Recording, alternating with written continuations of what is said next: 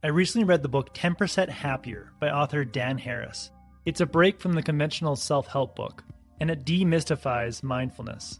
This book most helped me understand what the default mode is and how we can prevent it from taking over our lives. The default mode is a part of our brain that gets lost in thought. It ruminates about the past, it projects into the future, and obsesses about ourselves. It's what we associate to thinking. It's that self-talk we experience as we go through the day, as though we are talking to ourselves silently. But if you pay attention to this voice long enough, you realize it's kind of an asshole. You see, this part of the brain was developed for a time when we were constantly under threat. It's a part of our brain that's constantly seeking out problems. It's never really satisfied with anything that we obtain. In a sense, it's a monkey mind, constantly reacting to everything around us. Author Dan Harris let this default mode kind of run rampant in his life. See, Dan's an overachiever, a type A personality. He's a news anchor for ABC. He found himself getting depressed even though he was very successful.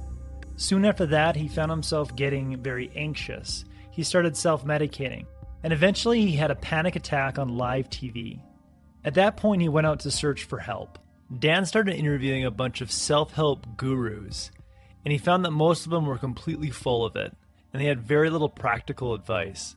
But when he came across Eckhart Tolle, he was intrigued, he was curious. He knew Eckhart Tolle was onto something, and that his teachings would be useful to getting him off the path of anxiety and depression. But Eckhart Tolle's approach to mindfulness and meditation still seemed a little mystical or woo-woo.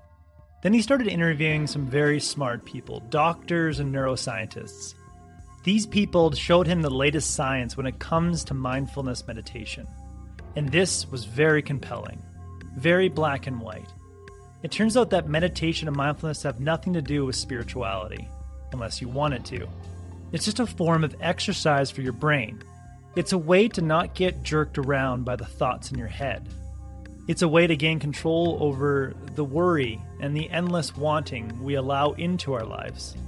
Dan came across researchers at Yale and found that meditators not only deactivate their default mode, their monkey mind, while practicing meditation, but they're able to control this part of the brain when they're not meditating. In a sense, mindfulness meditation can help you create a new default mode. Dan says, "I could actually feel this happening with me. I noticed myself cultivating a sort of nostalgia for the present, developing the reflex to squelch pointless self-talk and simply notice whatever was going on around me. In moments where I was temporarily able to suspend my monkey mind and simply experience whatever was going on, I got just the smallest taste of the happiness I'd achieved while on retreat." He's speaking of a silent retreat that he went to where he had to meditate for an entire week. But he's saying you don't necessarily need to go on these retreats to get the benefits of meditation. You simply need to carve out time in the day where you can train your brain. Take 5 minutes at any time, sit down, close your eyes, and pay attention to the feeling of your breath.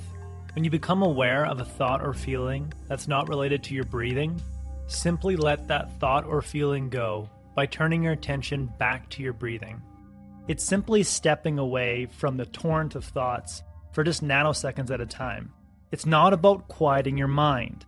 It's more about the amount of reps you can do, the amount of times that you can bring your attention back to the current moment.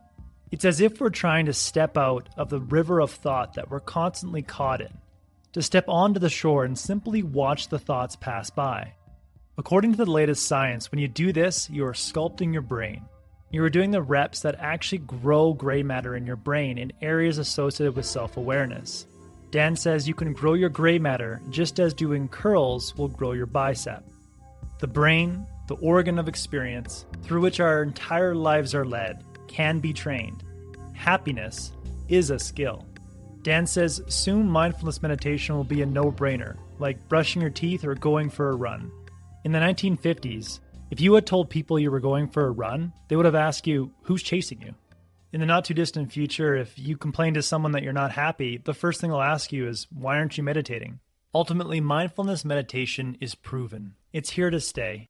Practicing it won't make you lose your edge. It will make you sharper and less prone to give in to distracting and useless thoughts. You'll have the ability to turn your problem-solving mind on when you want it and turn it off when you just want to relax. Mindfulness training will alter your brain to allow you to be in the driver's seat and not simply let the monkey mind run your life. That's the core message that I gathered from Dan's book. I highly recommend getting this book. It is super entertaining and highly educational. If you would like a one-page PDF summary of the other insights that I gathered on meditation from reading Dan's book, just click the link below and I'll be happy to email it to you. If you already subscribe to the free Productivity Game newsletter, this PDF is already in your inbox. Thanks for watching.